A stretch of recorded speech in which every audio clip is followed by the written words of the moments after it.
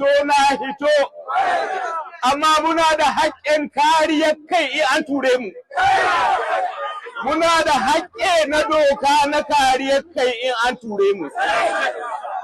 Kariyar kai ga shari'ar musulunci haƙƙi ne. Faman ita da alaikum fatadu alaihi.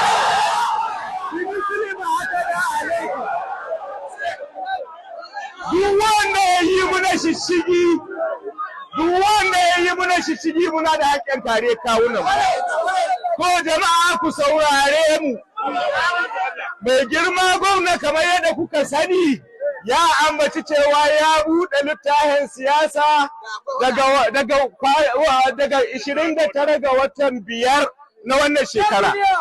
Lokaci ya zo, lokaci ya wuce. Sun buɗe littafi mu fara karatu. Sun buɗe littafi mu fara karatu.